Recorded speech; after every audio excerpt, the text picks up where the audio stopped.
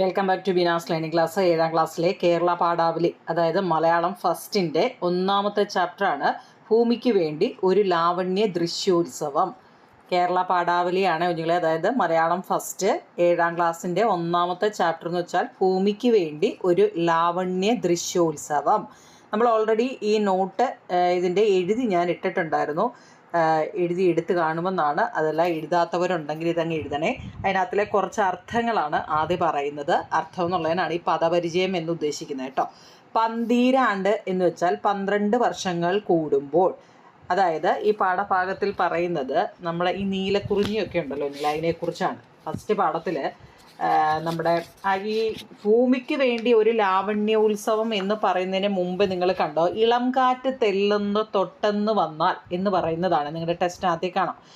അതായത് ജി കുമാരപിള്ള, കേരളത്തിലെ ഒരു പ്രമുഖ കവിയും ഗാന്ധിയനും അധ്യാപകനുമാണ് ജി കുമാരപിള്ള. കേരള സാഹിത്യ അക്കാദമി പുരസ്കാരവും ഓടക്കുഴൽ പുരസ്കാരവും ആശാൻ പുരസ്കാരവും ഒക്കെ അദ്ദേഹത്തിന് കിട്ടിയിട്ടുണ്ട്. അദ്ദേഹം ഒരു മരത്തിൻ്റെ അവസ്ഥയെക്കുറിച്ചാണ് ഫസ്റ്റ് ഇതിൽ നിങ്ങൾക്ക് പടം തന്നെ കൊടുത്തിട്ടുണ്ട്. ഒരു ഫസ്റ്റ് ഇത്, അതായത് കൊമ്പുകളൊക്കെ ഉണങ്ങി പൊടിഞ്ഞ് ഇലകൾ മുഴുവൻ കരിഞ്ഞ് തൊലിയൊക്കെ ഇളകി ദ്രവിക്കാനായിട്ടിരിക്കുന്ന ഒരു മരക്കൊമ്പുകൾ കാണുമ്പോൾ ആകാശത്ത് മഴക്കാറ് വന്നു. പെട്ടെന്ന് മഴത്തുള്ളി വീഴുന്നതായിട്ടാണ്. ആ ഒരു തുള്ളി വെള്ളത്തിൽ മരത്തിൻ്റെ ചുവട്ടിൽ പോയി ആ ഒരു തുള്ളി വെള്ളം വീണ് അത് താണ് മഴത്തുള്ളി തൊട്ട ആ സമയത്ത് മായാജാലം എന്ന് തന്നെ പറയാം. മരക്കൊമ്പുകൾ പെട്ടെന്ന് ജീവൻ തുടിക്കാൻ തുടങ്ങി.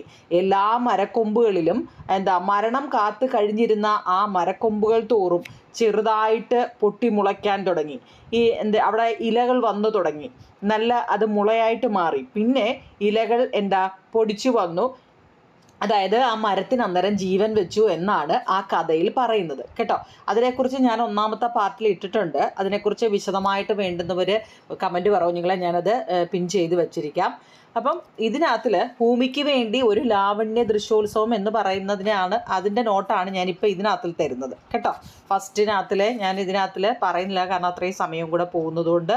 ഇതിനകത്തിൽ നമ്മുടെ സുഗതകുമാരിയുടെ ഭൂമിക്ക് വേണ്ടി ഒരു ലാവണ്യ ദൃശ്യോത്സവം, അതായത് നമ്മുടെ പ്രശസ്ത കവയിത്രിയായ സുഗതകുമാരി മുൻമൊഴി എന്ന സമാഹാരത്തിൽ നിന്നും എടുത്തു ചേർത്ത ഒരു ആസ്വാദന പാഠമാണ് നമ്മുടെ ഭൂമിക്ക് വേണ്ടി ഒരു ലാവണ്യ ദൃശ്യോത്സവം എന്നത്. 12 കൊല്ലത്തിലൊരിക്കൽ പൂവിട്ട് പ്രകൃതിയുടെ മനോഹാരിത മനം കവരുന്ന രീതിയിൽ വിളിച്ചോതി നിൽക്കുന്ന നമ്മുടെ നീലക്കുറിഞ്ഞിപ്പൂക്കൾ, അവയെക്കുറിച്ച് ഒരു ദൃശ്യാനുഭവമാണ് നമ്മുടെ ഈ പാഠഭാഗത്തിൽ പറയുന്നത് കേട്ടോ. അതിൻ്റെ കുറേ അർത്ഥങ്ങളാണ്. പന്തീരാണ്ടെന്ന് വെച്ചാൽ 12 വർഷത്തിൽ ഒരിക്കലാണല്ലോ നമ്മുടെ നീലക്കുറിഞ്ഞി പൂക്കുന്നത്. നിറഞ്ഞു ലാവി എന്ന് വെച്ചാൽ നിറഞ്ഞു പരന്ന്. ദൃശ്യം എന്ന് വെച്ചാൽ മോഹൻലാലിൻ്റെ അല്ല, ഇവിടെ കാഴ്ച എന്നാണ് അർത്ഥം. വിസ്മയ ദൃശ്യം എന്ന് വെച്ചാൽ അത്ഭുത കാഴ്ച. പൂങ്കടൽ എന്ന് വെച്ചാൽ പൂക്കൾ നിറഞ്ഞ കടൽ. മദ്രസ്ഥായി എന്ന് വെച്ചാൽ പതിഞ്ഞ സ്വരം.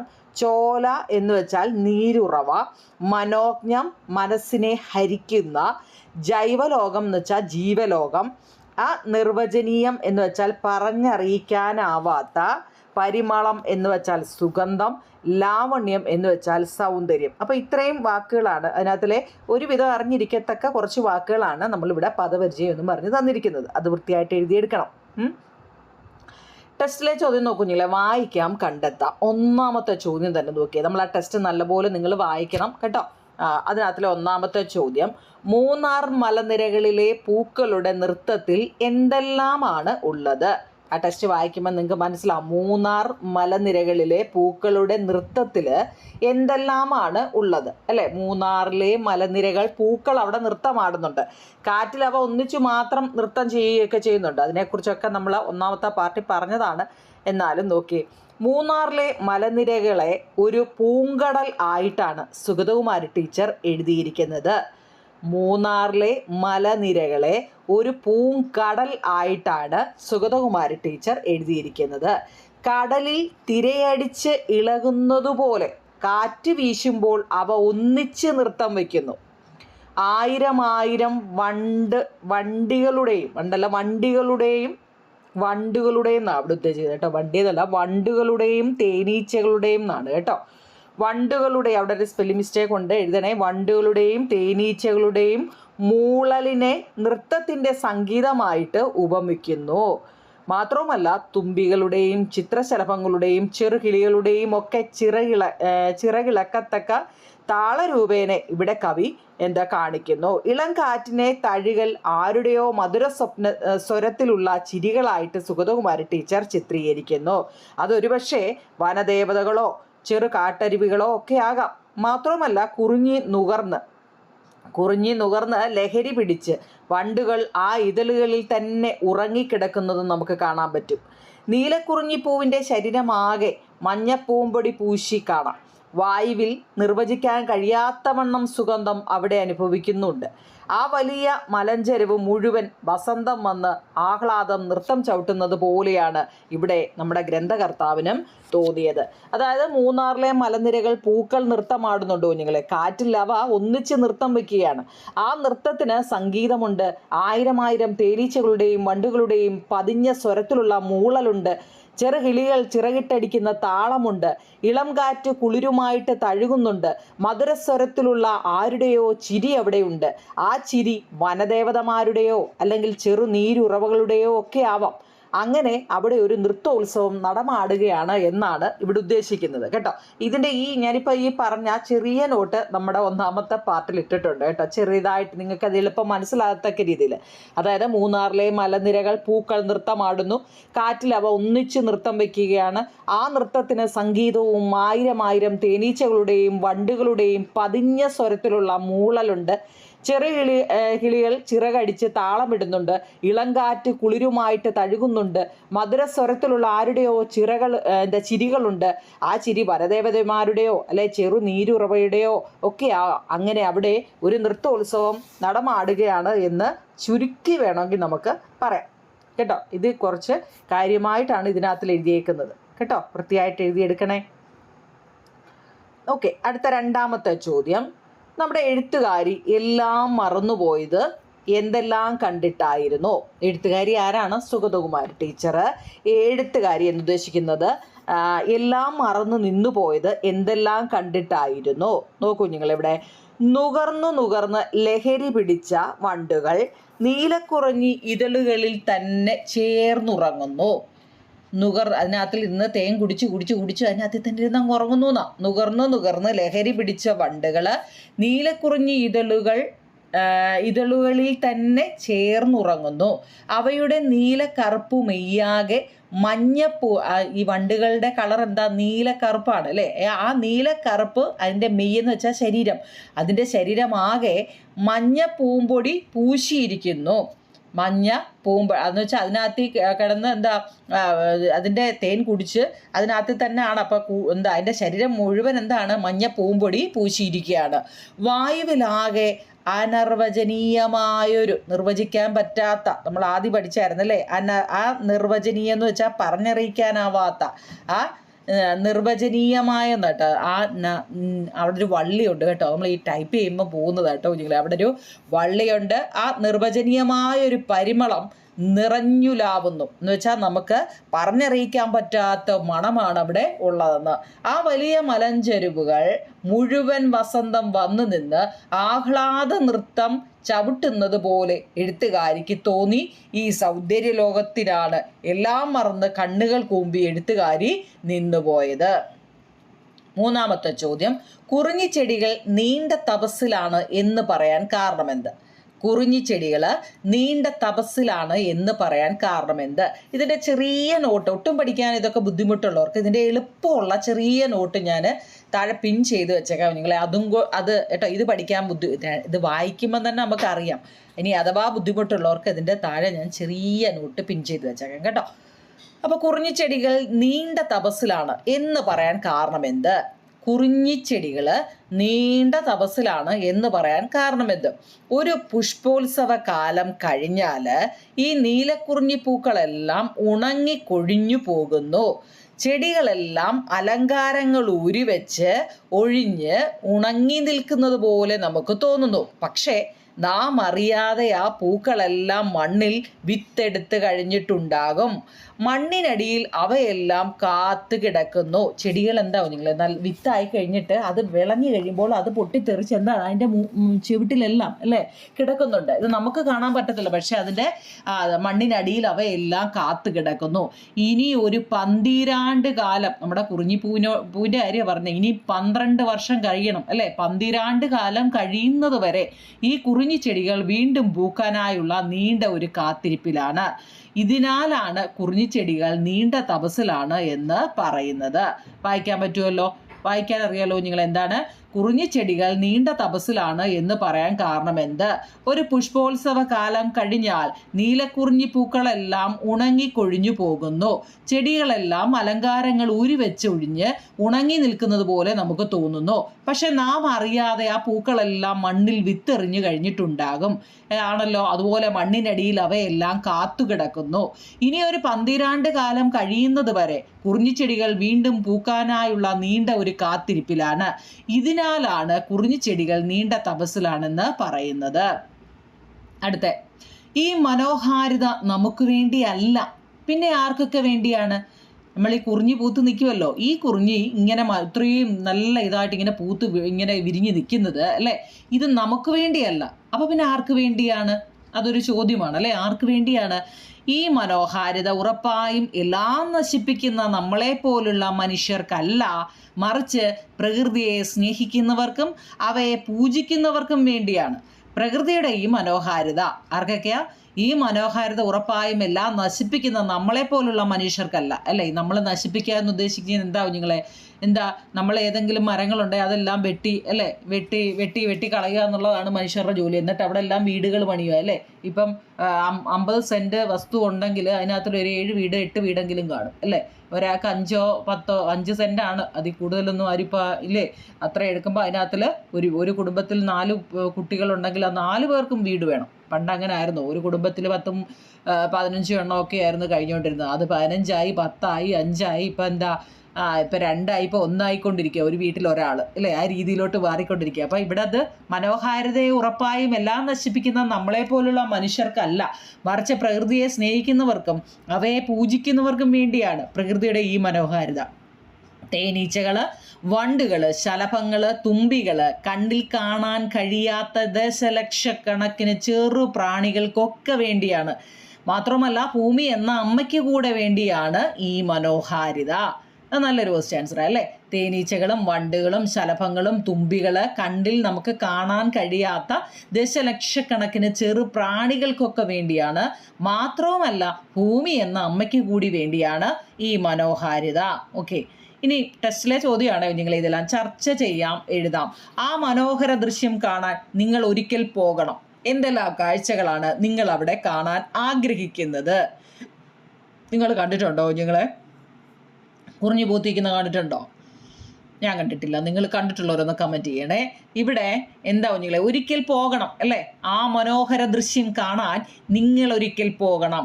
എന്തെല്ലാം കാഴ്ചകളാണ് നിങ്ങൾ അവിടെ കാണാൻ ആഗ്രഹിക്കുന്നത്? നമ്മൾ എന്തെല്ലാം ആഗ്രഹമായിട്ടാണ് ഇത് കാണാൻ പോകുന്നത്? ഇവിടെ പ്രകൃതിയുടെ വരദാനമാണ് കുഞ്ഞുങ്ങളെ കുറിഞ്ഞിപ്പൂക്കൾ അല്ലേ. നമ്മൾ വല്ലതും കൊണ്ട് നട്ടുവെച്ചത് വല്ലതും ആണോ?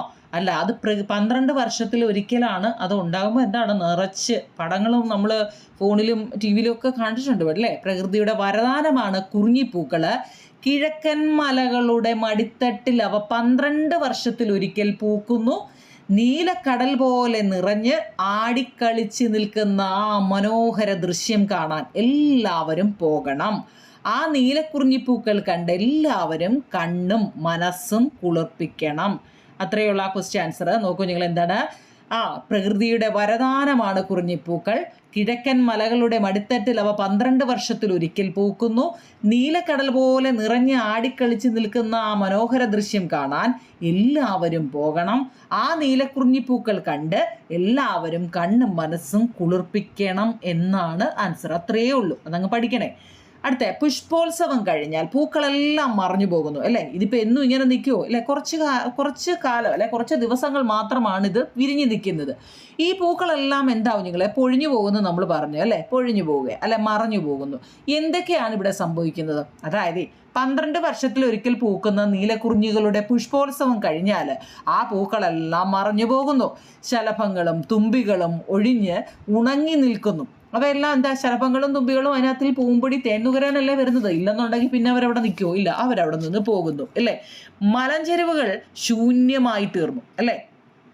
മലഞ്ചെരുവുകൾ അവിടെ ശൂന്യമായിട്ട് ഇതല്ലല്ലോ മറ്റേ അല്ലേ. കുഞ്ഞുങ്ങളെ 12 വർഷത്തിൽ ഒരിക്കൽ പൂക്കുന്ന നീലക്കുറിഞ്ഞികളുടെ പുഷ്പോത്സവം കഴിഞ്ഞാൽ ആ പൂക്കളെല്ലാം മറഞ്ഞു പോകുന്നു. ശലഭങ്ങളും തുമ്പികളും ഒഴിഞ്ഞ് ഉണങ്ങി നിൽക്കുന്നു. മലഞ്ചെരുവുകൾ ശൂന്യമായിട്ട് തീരുന്നു. എല്ലാം നിശ്ചലവും നിശബ്ദവുമായിട്ട് തീരുന്നു. എന്നാൽ നാം അറിയാത്ത ഒന്നുണ്ട്. ആ പൂക്കളെല്ലാം മണ്ണിൽ വിത്തെറിഞ്ഞു കഴിഞ്ഞു. നമ്മൾ നോക്കുമ്പോൾ എന്താ, ആ ചെടിയുടെ പൂവെല്ലാം പൊഴിഞ്ഞു പോയി അല്ലേ. അവിടെ ചെന്ന് നോക്കുമ്പോൾ എന്താണ്, അതിൻ്റെ സീസൺ കഴിഞ്ഞ് കഴിഞ്ഞാൽ അതിനങ്ങ് തോന്നില്ല, വെറുതെ ഒരു ചെറിയ കുറ്റി അല്ലേ, കുറ്റി ചെടികൾ ഇങ്ങനെ അറച്ച് നിൽക്കുന്നതായിട്ടാണ് കാണുന്നത്. കുറേ ഉണങ്ങി, കുറേ പൊടിഞ്ഞു, കുറേ ഒക്കെ നിൽക്കുന്നതായിട്ട് കാണാം. പക്ഷേ നമ്മൾ അറിയാത്ത ഒന്നുണ്ട്. എന്താണെന്നറിയോ? ആ പൂക്കളെല്ലാം മണ്ണിൽ വിത്തിട്ടിട്ടാണ് അത് പോകുന്നത്. വിത്തെറിഞ്ഞു കഴിഞ്ഞു. കാരണം എന്താണെന്നറിയോ? മണ്ണിനടിയിൽ ഇനിയൊരു ചെറു കിളികളുമെല്ലാം പറന്നകലുന്നു. ചെടികളെല്ലാം അലങ്കാരങ്ങൾ ഊരിവെച്ച 12 കാലം വീണ്ടും പൂക്കാനായിട്ട് കാത്തുകിടക്കുകയാണ്. ആ വിത്തുകൾ അതുവരെ നീണ്ട തപസ്സിലാണ് ഈ കുറിഞ്ഞിച്ചെടികൾ. ആ വിത്തുകൾ അതുവരെ അവിടെ 12 വർഷം അവിടെ കിടന്നിട്ട് 12ാമത്തെ വർഷമാണ് അത് വിരിഞ്ഞ് വരുന്നത് കേട്ടോ. അടുത്ത, പ്രകൃതി ഒരുക്കുന്ന ഈ മനോഹാരിത ആസ്വദിക്കാൻ നാം എന്തെല്ലാമാണ് ചെയ്യേണ്ടത്? പ്രകൃതി ഒരുക്കുന്ന ഈ മനോഹാരിത ആസ്വദിക്കാൻ നാം എന്തെല്ലാമാണ് ചെയ്യേണ്ടത്? പ്രകൃതിയുടെ മനോഹാരിതകൾ ആസ്വദിക്കണമെങ്കിൽ നാം പ്രകൃതിയെ സംരക്ഷിക്കണം. നമുക്ക് പ്രകൃതിയോടൊരു ഇഷ്ടം വേണം കുഞ്ഞുങ്ങളെ. നമ്മൾ എന്തിനാണ് കൂടുതൽ പറയുന്നത്? ഈ ചെടികളൊക്കെ ചില ആൾക്കാർക്കുണ്ടല്ലോ, അവർ ചെടികൾ എവിടെ റോഡേ പോകുന്നത്, അവിടെ പോകുന്നു, ഇവിടെ പോകുന്നില്ല, ഇവിടുന്ന് എങ്കിലുമൊക്കെ ചെടികൾ കമ്പോ കൊണ്ടുവരും അല്ലേ. അവരത് നട്ട് വീട്ടിലോട്ട് ചെല്ലുമ്പോൾ എന്താണ്, ഫുൾ കാട് അല്ലേ, ഫുൾ കാട്ടിനകത്തിലായിരിക്കും വീട് നിൽക്കുന്നത് അല്ലേ. ചിലപ്പോൾ അങ്ങനെയുള്ളവരുണ്ട്. കാരണം ചെടിയെ ഇഷ്ടമുള്ളവരുണ്ട് അല്ലേ. സമയവും വേണം കുഞ്ഞുങ്ങളെ. ഇതിനെയൊക്കെ മെയിൻറ്റെയിൻ ചെയ്യാനുള്ള സമയവും വേണം. അതാണ് പ്രധാനം. കാരണം ഇതിനൊക്കെ കറക്റ്റ് വെള്ളം ഒഴിച്ചു കൊടുക്കാനും ഒക്കെ സമയവും കൂടി വേണം. പ്രകൃതിയുടെ മനോഹാരിതകൾ ആസ്വദിക്കണമെങ്കിൽ നാം പ്രകൃതിയെ സംരക്ഷിക്കണം. നീലക്കുറിഞ്ഞിയെയും അതിൻ്റെ ആവാസ വ്യവസ്ഥയും സമ്പൂർണ്ണ വംശനാശത്തിൽ നിന്നും സംരക്ഷിക്കാനുള്ള നടപടികൾ കൈക്കൊള്ളുകയും ബോധവൽക്കരണം നടത്തുകയും വേണം.